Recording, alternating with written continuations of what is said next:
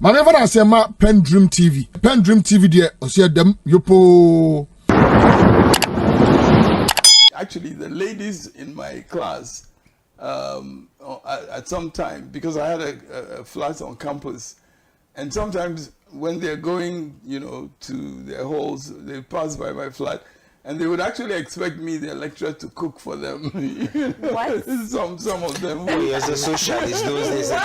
He was very leftist those days. They're very kind. So I mean, they used to call my place a community center. So I've always had a very keen interest in engaging. And to be honest with you, I know that I am better because of these engagements with other people. I know that all the time.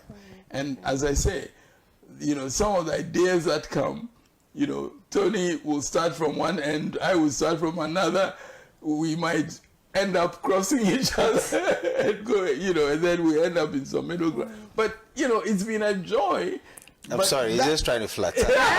Not listen to it. Oh, but one of the biggest compliments I heard, it's not from anybody, from his older brother Fui. And it's spot on.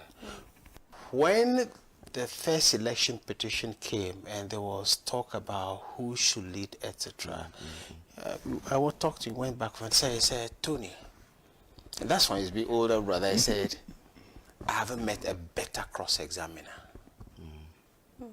Yeah. That is from his older brother, who is a senior lawyer. I said, I haven't met.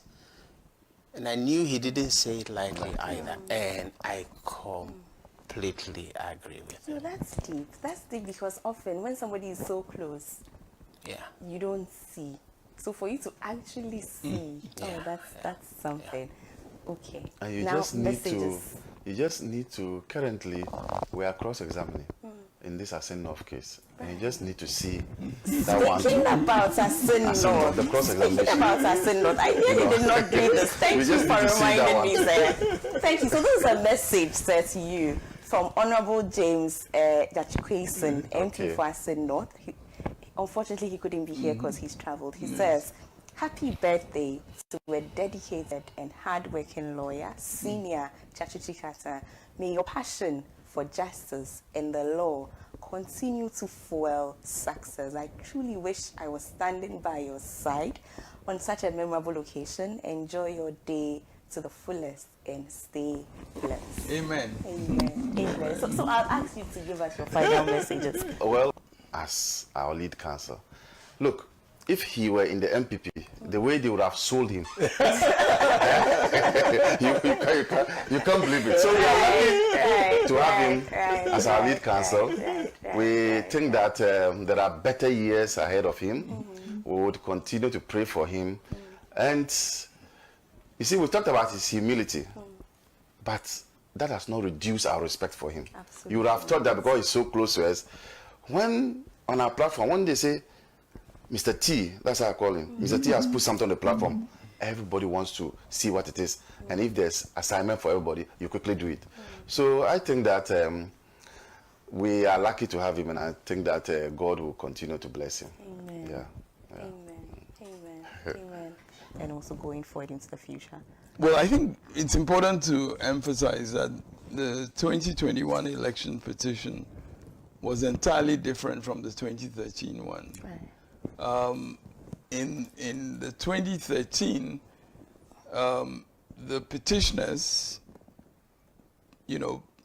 basically claimed that they were bringing evidence about results from less than the number of even polling stations. I think they said 24,000 or something out of the 26,000. And so they tried to bring a lot of pink sheets, and they basically, were trying to show that the numbers that they had should be the numbers that are accepted as a result. Now, as it turned out, on many of the, on one important issue that they raised, for instance, something to do with the serial numbers on the pink sheets. I mean, the whole Supreme Court, all 9 judges rejected that outright.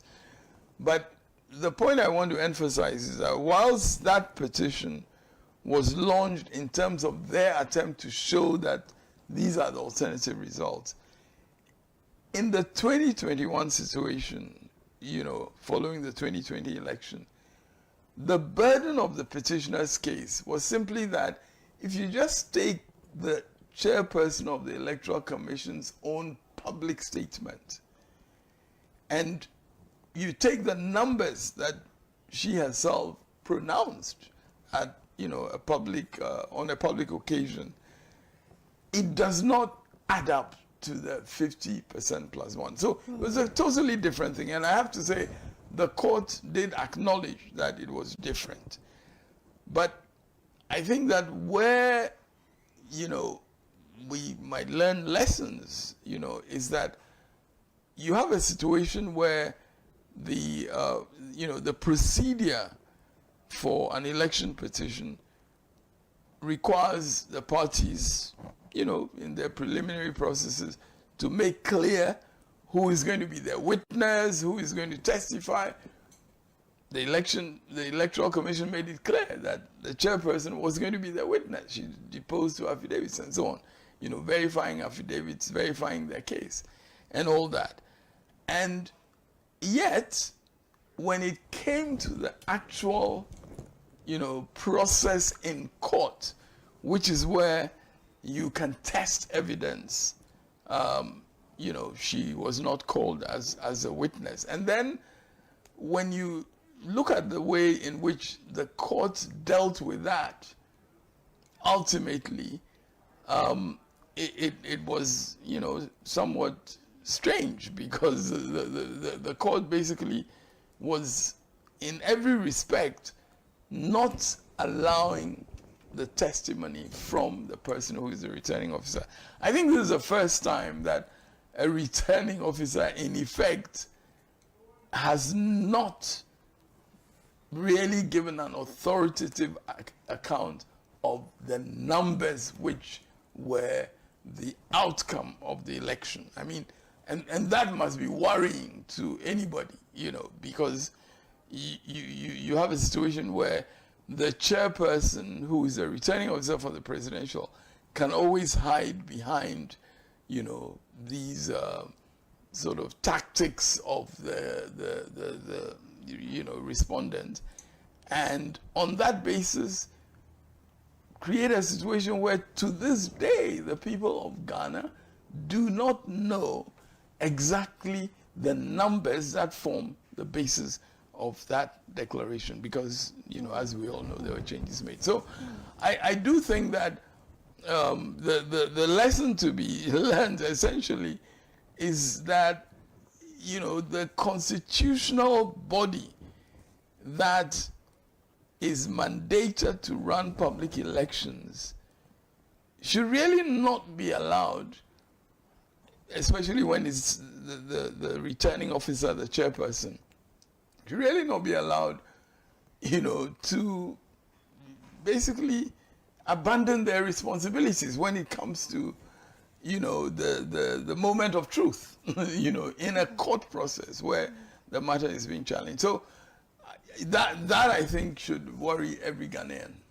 Absolutely. You had issue with the live coverage of the petition by the Ghana Broadcasting Corporation, if I remember correctly. Well, it's not so much that I had issue with it. I mean, I do regard the use of state resources to cover just lawyers arguing an election petition when no other professionals have the opportunity to exhibit their, you know, capabilities and their relevance to nation building. I have an issue with that. And what I'm saying is that I think the media should have a balanced approach to different contributions to national development. I mean, I think, you know, one can justify media coverage on the basis that it's a matter of public interest, election petition, election results, and so on. Fine.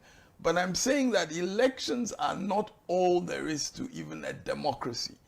A democracy is also about, you know, people's economic well-being, the economic well-being of the mass of the people, That's part of what democracy is about. So if we are going to be able to show how various people contribute, I mentioned, for instance, teachers. As I say, we are all the beneficiaries of the hard work of teachers who are often very poorly paid, around the country. And I would like a situation where their contribution is also, shown, is exhibited to the public, so as to serve as an incentive to young people to want to become teachers. Because truly, I revere some of the people that were my teachers. And when I recall how they managed to mold us, different characters in the school, from elementary school through to secondary school and so on. So, I'm not comfortable. I mean, doctors have great roles, nurses, and I don't see any situation where their professional contributions are given the kind of media coverage. So it's a matter of, equal time, and I'm not seeing that, and I'm not even seeing a discussion about that. Before this program began, I think you yourselves were again giving airtime to the election petition and so on and so forth. And all I'm saying is that there's a tendency for some of that, one, to give, a kind of glamorous impression, to young people about what the legal profession is about. And that's not really all there is to the legal profession. Secondly, I'm saying that in terms of the allocation of the time resources of media houses, particularly state-owned media houses, like, GBC, which was in effect, ordered to cover the election petition, those are the concerns that I have. Okay. Because you referenced what we showed before the show started, let's talk about, today, who most likely would run on the MPP's ticket as its flag bearer. I mean, he came first for the just had supra, delegates so far. So it looks as though, I mean, based on numbers and facts, it looks as though it's shifting towards Dr. Bawumia, our present vice president. And he was a star witness, well, I don't think in that process. Go and say. I don't really think his star shone very brightly during that cross-examination, because he really could not give an account, for instance, of this whole serial number business. I mean, it seemed like just some concoction, that serial numbers are written on the pink sheets, and so in some cases he tried to show that there was some duplication. I mean, the whole thing just seemed to be, some sort of magical act that he was trying to conjure. And as I said, all 9 judges on that particular issue, which would have disqualified about 3.5 million votes. Through this thing about serial numbers, he was trying to disqualify 3.5 million votes. I mean, that's an incredible kind of proposition, especially of a major political party. Because in order for your candidate to be the victor, you're trying to disqualify the votes of people, millions of people. And I mean, one of the arguments also on which they sought to disqualify was that some electoral officers whose duty it was to sign the sheets had not done their duty. And therefore, the votes that are reflected in those sheets should also be nullified. If an electoral officer has not done their duty, you should compel them to do their duty. That's a legally correct thing to do. That's a governmentally required, position, which I would expect somebody like, the current vice president, of course, at that time he was a candidate. But, you know, for him to be taking some of those positions and then tabulating all those figures on the basis of a relentless effort to just nullify millions of votes, I mean, that for me is a totally undemocratic posture. And so, you know, I think that in that election petition, a lot was exposed, which did not reflect very well on his truthfulness also. And I think that, you know, and of course he kept saying what you and I were not there and so on, you know. You and I were not there. You know, but I mean, you know, you can make that into a kind of funny mantra, but it does not hide, I mean, it does not enable you to hide the reality of your trying to just eliminate votes that were validly cast by people that were counted at the polling stations and the numbers read out. I mean, that was a huge disappointment as far as I'm concerned. Right. When I recall the posture that he had. So, you know, we'll see what emerges in next year's if he's a candidate. Right. It will be interesting. Very interesting. I was going to say that perhaps that would be a plus for the broadcast. You know, at least a chance for us to get to see. Absolutely. You know, his personality. You know, I agree. I agree with the fact that letting people see that petition, it was a historic, you know, event. No question about that. I'm not trying to downplay that, but if you remember, our discussion last week was in the context of my highlighting the fact that I think this was when you were asking me about the law school and the numbers and so on and so forth. And so I was trying to demonstrate to you that part of the reason why people seem to be excited about doing law is actually because of, you know, these election petitions projecting a certain image of lawyers. And that's really where that conversation was headed. You know, the way that it projected lawyers in a manner that, you know, young people feel like they also want to be like that and so on. And so I told you that, you know, honestly, when I'm accosted by people, you know, in public places and so on, and say, oh, I watched you and I want to become a lawyer, I'm actually not very happy because, you know, I don't want people to determine their future path in terms of becoming a lawyer from watching the election petition.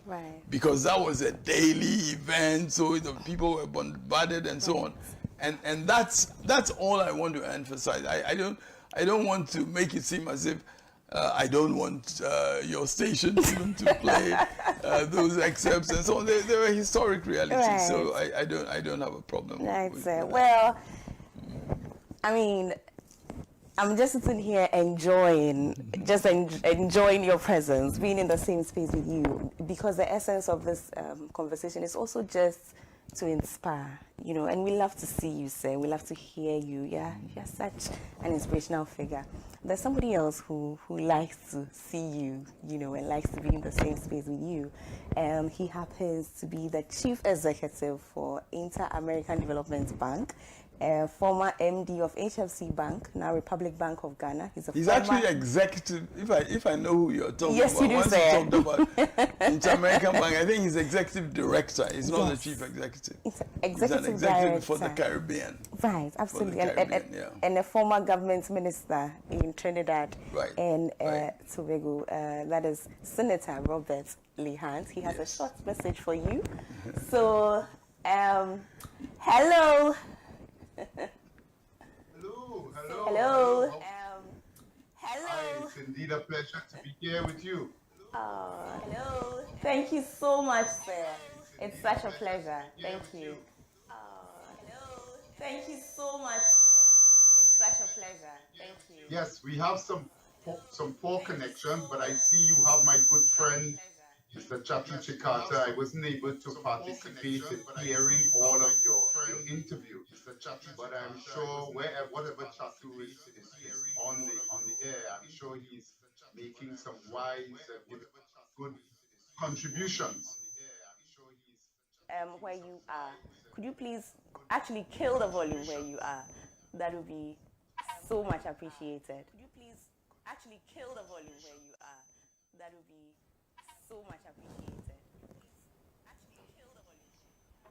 Hello? Hello? Okay, so we will work on that. You know, we know that we have him. We will work on that. Yes, I should, but I am We will work on that. You know, we know that we have him. We will work on that. Yes, I should, but I am We will work on that. You know, we know that we have him. We will work on that. Sir, please go ahead and give us your message. Yes, well, okay. I mean, I will just, again, as I said, my relationship with Mr. Tsikata, my relationship with Mr. Tsikata, dates back to 2023, when we worked together and Mr. Tsikata provided me with such sage counsel when Public Bank was looking to enter Ghana. An institution, an international institution wants to enter a country. You know, you need to have someone that would be able to balance the relationships on both sides and ensure that they provide technical and assistance to be able to ensure that one, international company settles into Ghana nicely, and two, that the benefit to the country is also maintained. I mean, my relationship with Tsatsu, it started a lot with his utilizing through his wife's company, Esther, where Esther was actually the company that was using to help us in our PR. But as you would have go back in history, if you look back, you will recognize from 2013, 2014, that relationship got very shaky, and therefore it required some focus and some calming of nerves. And again, that Tsatsu was able to always provide us sage counsel and ability to a lot of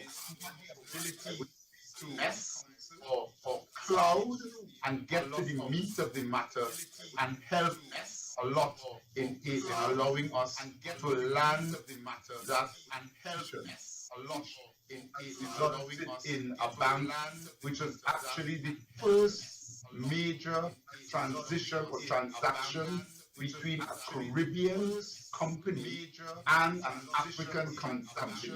And therefore that has set the foundation for a number of transactions to happen going forward. So Tsatsu, congratulations. I always wanted to tell you thank you very much. I am almost confident without your assistance that transaction would not have happened.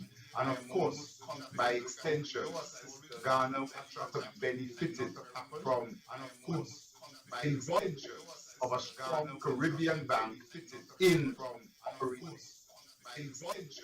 Of a strong Caribbean bank in operating. Of a strong Caribbean bank in operating. Of a strong Caribbean bank in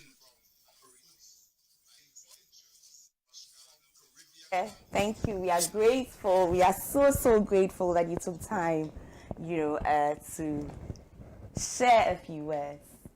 Not that we don't know. How did you manage that? How did you manage that? You know, Robert was actually in Ghana recently, and we met, but I didn't know that you had either managed to delay his flight or you had cornered him in Washington.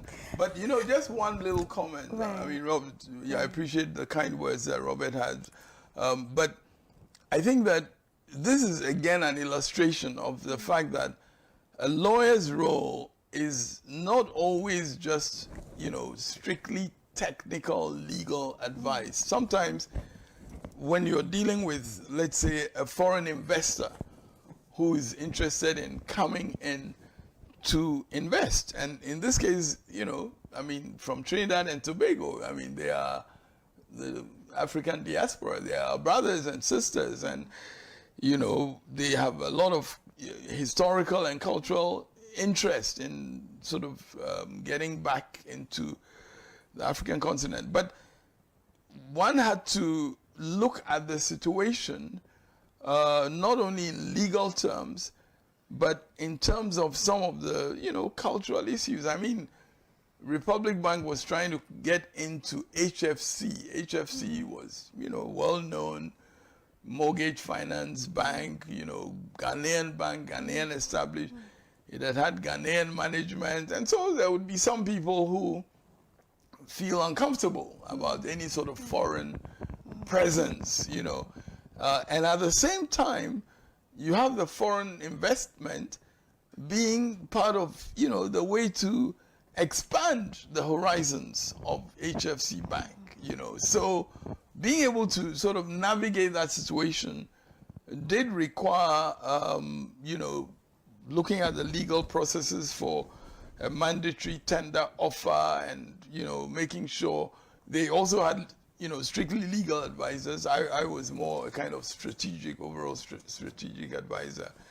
And you know, so they in fact, eventually, there were some court cases even about, you know, their attempt to have the mandatory tender offer to all the shareholders.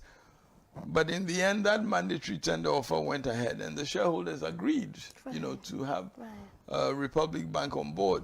And I think Republic Bank is currently one of the stronger banks, you know, in the country, especially after the famous debt exchange program, the domestic debt exchange program, otherwise known as a haircut, you know. But, you know, Republic Bank is a strong, stable bank, and for that reason, I think it's a valuable addition to the banking industry. Right. But sir, what this tells me, you know, this very short exchange tells me is that perhaps we only look to you for the law, and that's a gross, you know, understating of your contribution to this country that we live in and to the now that we have, you know, and that is something that I felt we needed to project for people to understand, that when you mention the name, you know, D, there are names that have to come with a D, right? D, Tsikata. It's about law, but it's not just about law. It's about so much more. So let's talk generally about your involvement in a broader political scene, you know, in this. We could start with the Rawlings era. Yeah, of course. You were his lawyer. Exactly. It started off with my being his lawyer at his trial, you know, and then it ended up with him being out of jail, and then, you know, out of detention then, and he's sort of becoming the head of the AFRC, and then, you know, to cut a long story short, we ended up with the PNDC era, and I think the PNDC era is what we probably should focus on, because in that, you know, that was a longer stretch of the Rawlings administration in which I think a lot of significant things, you know, happened. I mean, to the extent that I was involved, you know, broadly in various aspects of the administration.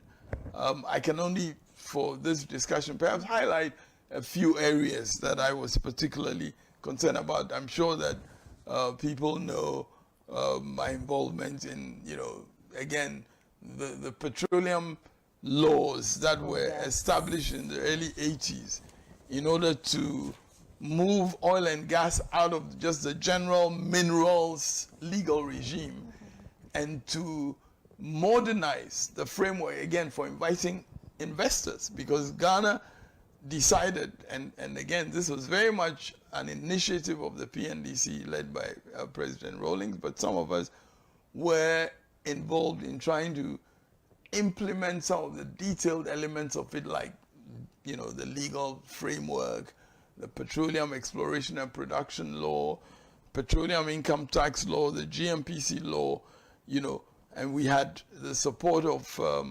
a consultancy from the US. But it was important for Ghana to update its legal system because, you know, I mean, oil and gas was not really being treated just like gold mining, hard rock mining, by this time in the international investment world. So we had great support from somebody like Nana Dr. Asante, you know, who was then at the United Center for Transnational Corporations as the director of their legal affairs. And he actually helped the country to get access to this New York consultancy firm. And generally, you know, the capacity building aspects of what we had to do at that time were very important. I mean, creating GMPC as a vehicle for nationals to be at the forefront of, you know, the whole exploration activity and so on. And that's how GMPC came about. And I must say that it is a reflection of the commitment of the PNDC, for instance, to that initiative, that Alhaji Mahama Idrisu, who was a member of the PNDC at that time, actually was the first chairperson of the board of directors of GMPC. So a member of the PNDC chaired the GMPC board to start with. And I mean, you know, we also had really some incredible board members, you know, Dr. Joe Abe and people like that, Mr. William Parker. So it reflected the importance that was now being attached to the petroleum industry. You know, Ghana had been known for gold mining and so on, cocoa, but very quickly, as we have seen, the oil and gas and the major discoveries that were made, 2007 and thereafter, I mean, led to you know, important resources being available for Ghana. I mean, in the last 10 years, I mean, oil and gas has generated billions, you know, of dollars of revenue for the state. And so that's an area, again, in which I was quite excited to be involved. Right. You know, I had to learn a lot again because, you know, the petroleum industry is a technically driven industry.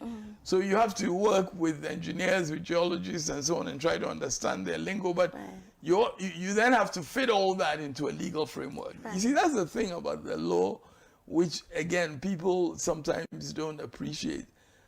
Law is applied to so many different areas of our society. So if you want to be a good lawyer, you have to try to understand the different sectors, the different areas to which the law is being applied. If it's being applied to investments, you've got to understand that world of investments and how investors think. In fact, in the time that we were working on that set of laws for the petroleum industry, we had some incredible encounters with oil companies, you know, in Houston, in Calgary, you know, in Canada, in London. And those, again, enabled us to get the mindset of these investors, their expectations, see to what extent they can match with our aspirations to control our own resources. You know, sometimes there's talk about, you know, the concession regime that we settled for is not as good as production sharing regime and so on and so forth. But, you know, the point is that it's not about the name that you give to a particular method of the state getting revenue. It's really about how much does the state get. And when you are really doing a serious analysis of that, you've got to look at the revenues from royalties, revenues from taxation, revenues from the national company's participation, which is often partly paid for by the investor, and so on. So, you know, these are things that, again, you know, from being an academic lawyer, I didn't automatically study those things, but I had to learn them in order to be able to help within the national context to achieve those things. For a while, by the way, you know, even before I got more actively engrossed in petroleum, I was also involved in some of the issues around the cocoa sector and the revitalization of cocoa board. Because again, there were some major issues at the beginning of the PNDC, because cocoa board at that time was, you know, I mean, sort of very costly, you know, a very costly corporate body. And what it spent as against what the farmers were getting was a bit problematic. And so, you know, by that time, and we're looking at a situation in the early 80s, by the way, where cocoa prices had dropped from the time when 76 to 79, they reached their highest level. Now they dropped. So the share of the cocoa farmer was like a quarter of the world market price of cocoa. And I mean, that was untenable, you know. It was untenable. The economists said so.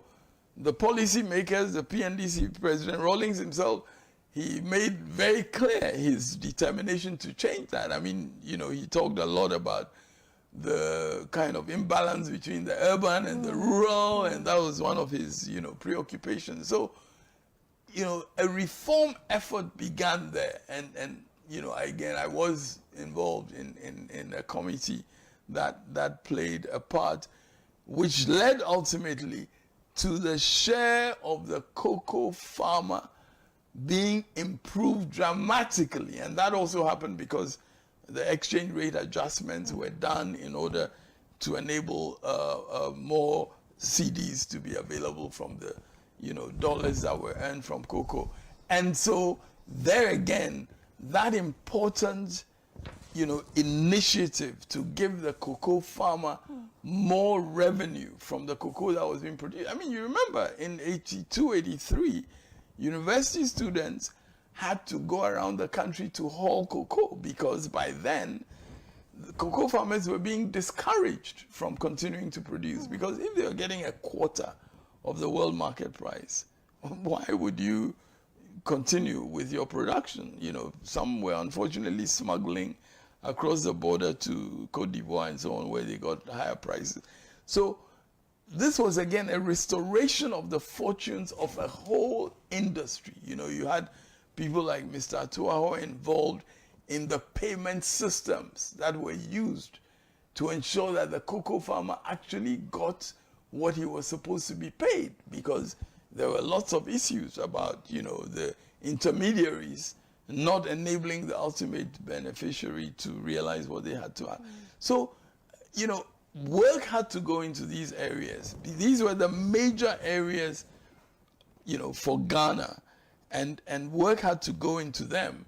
And certainly the PNDC's policy thrust was, one, to make sure that, you know, farmers were the beneficiaries of large, you know, parts of the revenues that the country got.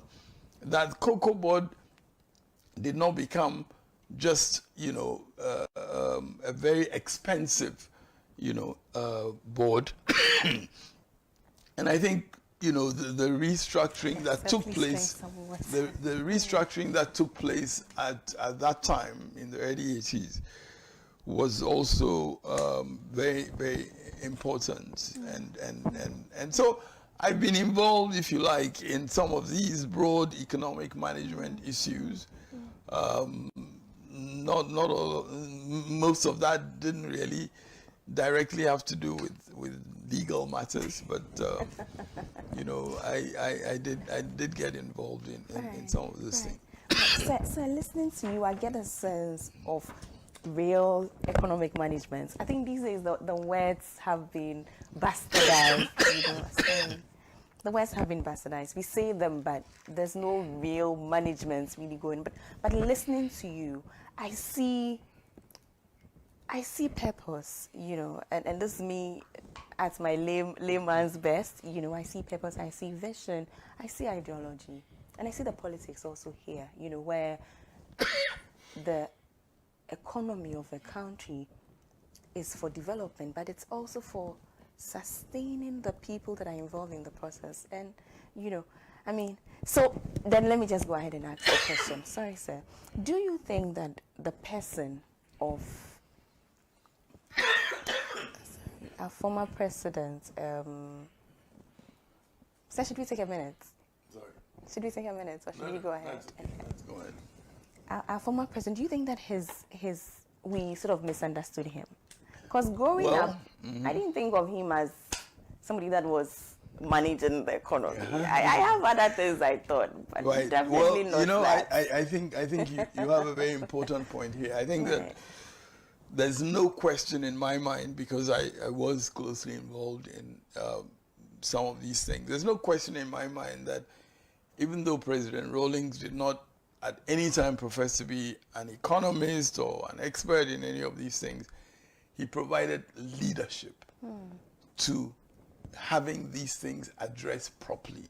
And when I say leadership, one, he identified and selected people to be placed in positions who he had confidence in because of their merit, their technical capabilities.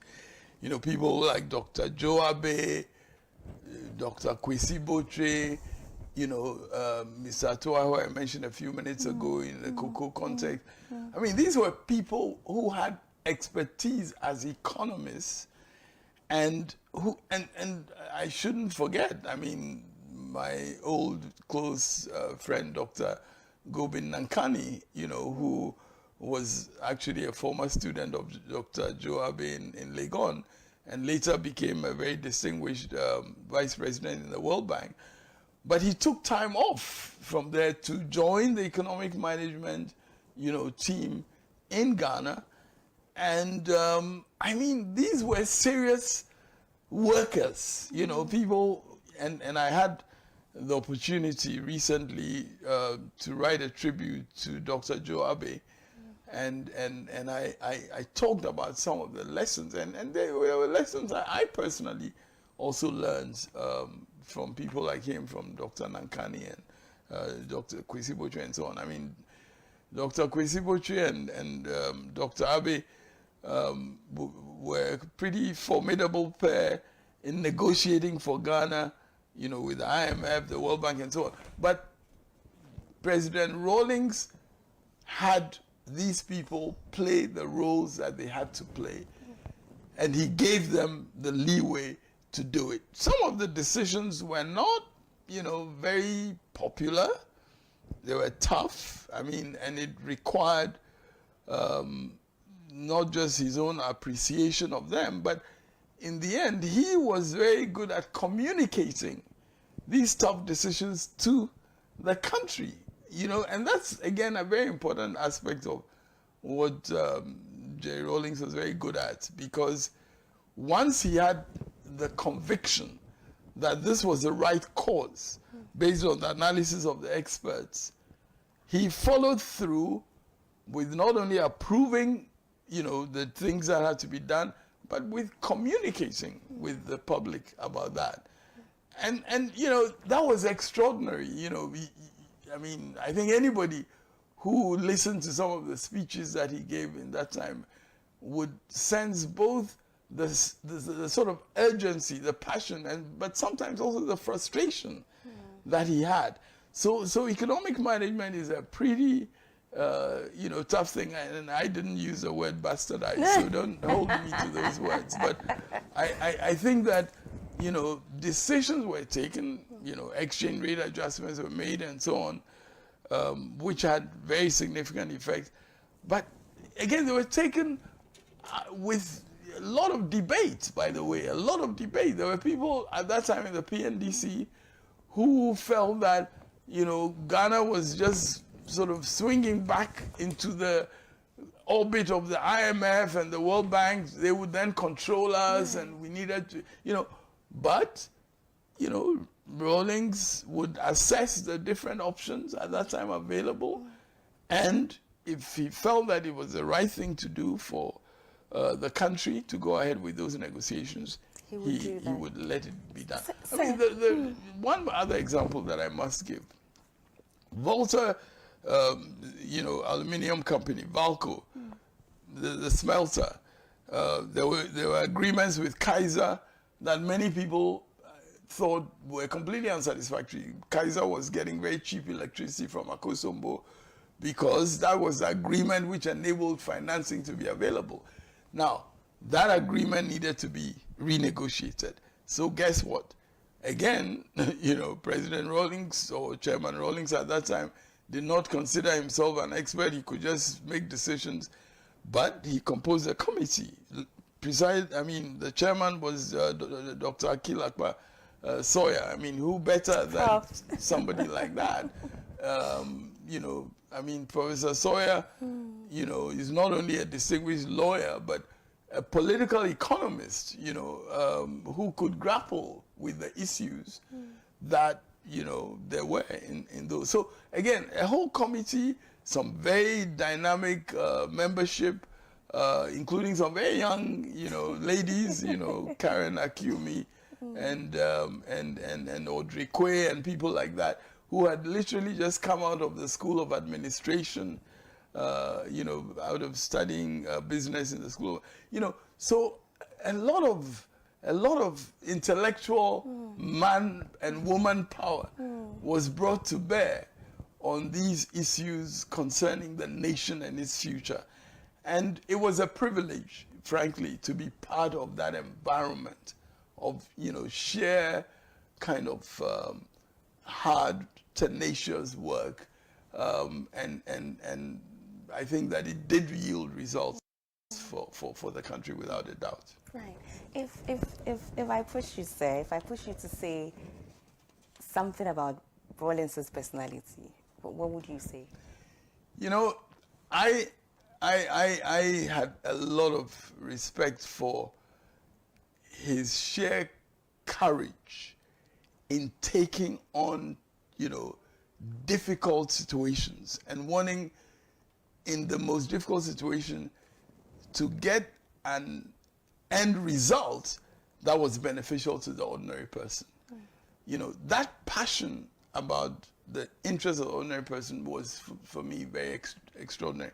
And it also meant that he had a respect for ordinary people. He wasn't just, some sort of dictator who was just going to impose his will on ordinary people. You about that, sir. From what I saw, he wasn't really that, even though he's often painted in that image. And I'll give you an illustration. When it came to the time to have elections, return to civilian rule, return to constitutional democratic rule, for instance, and he had to campaign as, the candidate of the NDC, he never took it for granted that he would win because he was the incumbent. He never took it for granted. And I literally, I recall this so well, I literally saw this in the way that day after day, very tirelessly, he would be going around the country, various rallies and so on. He'd come back in the night quite tired, and yet you could see that he even felt fulfilled by those encounters with people. And it reinforced his determination to do what was in the interest of people. So he never took it for granted that he would win. He had a respect for the ordinary people, so he went back again and again to impress on ordinary people why he thought he was the better candidate. And I think he was successful in the end. So he wasn't successful because he dictated to people. People didn't vote for Rawlings because they were dictated to by him. He got 58% or whatever it was. Even in the strongholds of the NPP, he often got maybe in the order of 30%. So this was not somebody who used just intimidation in order to, rule the country. That was impossible. And certainly that's not what was clear from the evidence that I saw. Right. So okay. How about the imprisonments? Let's call it that. How about those? How about the human rights abuses? Like that, how about those? Well, Rawlings was faced, without question, with attempts to overthrow him. There were people who thought he was not legitimate. And therefore, the people against him and who doubted his legitimacy were also taking steps, including attempts at coup d'etat. I mean, attempts at using violence to overthrow him. Now, I mean, in that context, he, and not just, it wasn't so much he personally, but, there was within the whole apparatus of state, intelligence gathering about what was going on, including things that were going on outside the country. Maybe you don't remember, but there were people arrested in Argentina with arms that they were trying to ship to Ghana from the U.S., eventually. I think they were tried somewhere in the U.S. or something. But, I mean, there were real attempts to overthrow him. Now, you don't expect a person in that situation just to lay back and say, come and overthrow me. So there were steps taken. And some of those steps, unfortunately, affected different people.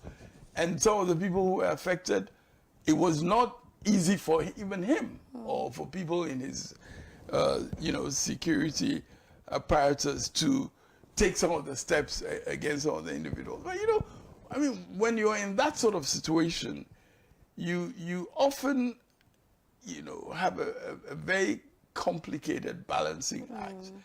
President Nkrumah in the First Republic brought the Preventive Detention Act, which led to the imprisonment of people without trial. You can't say that he did that just mindlessly in order to, humiliate his opponents and so on. That's not true, because his opponents tried to overthrow him. The Kulungu bomb incident was not an invention. A poor young schoolgirl, had her life pretty much devastated forever from that incident. So with these matters to do with protecting the government's position as against those who want to overthrow it. Yeah. So, and then when you talk about human rights abuses, by the way, there is no question that there were many actions of individual soldiers or even civilians, actions that they took that had no sanction from the PNDC or from Rawlings himself. I mean, that again is well recorded, So I'm not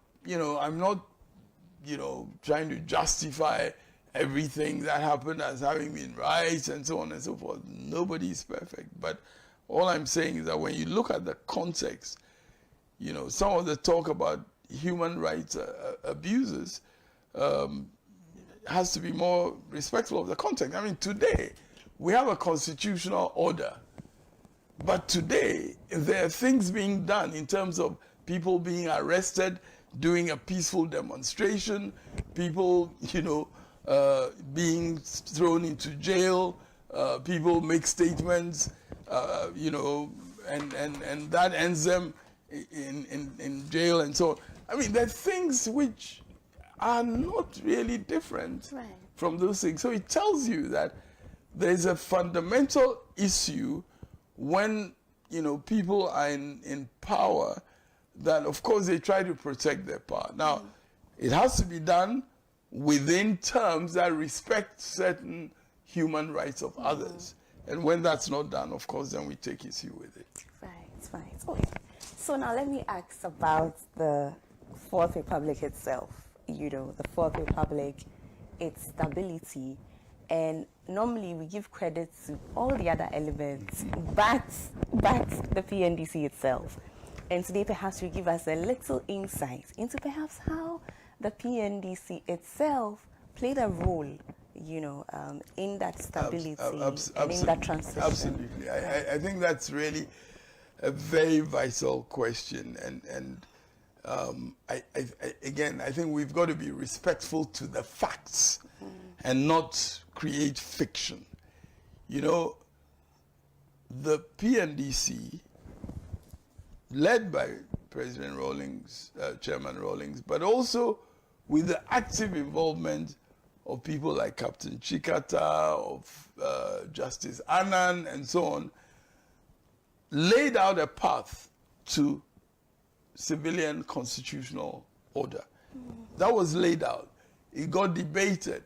You know, this Fourth Republican Constitution was not just something that Rawlings, you know, imposed on anybody. People, again, like Nana Dr. Asante, you know, who was chairman of the consultative, the committee of experts, you know, people who were in the consultative assembly, like the current chairman of the Council of State. I mean, a lot of very, you know, significant people with their own minds were very much involved. You know, Professor Ivio Dankwa and people, constitutional lawyers from the University Faculty of Law.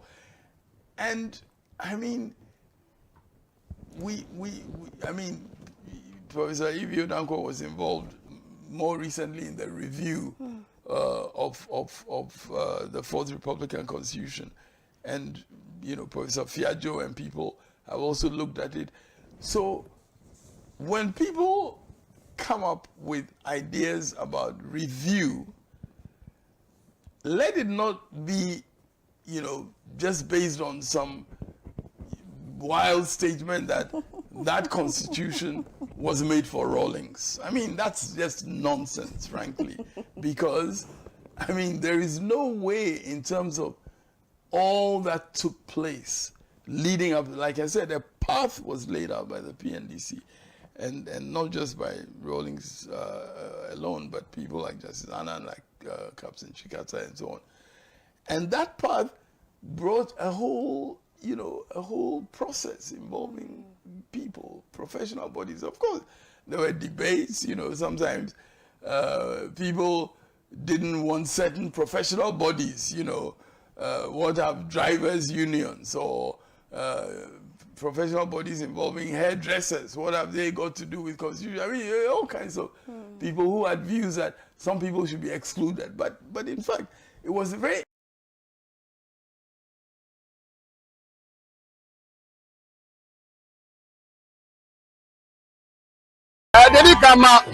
PENDREAM TV now, so far so good. Say open online portal e wo Ghana. Nipa share, nipa follow, nipa comment here. To my best of knowledge, without any biases, PENDREAM TV.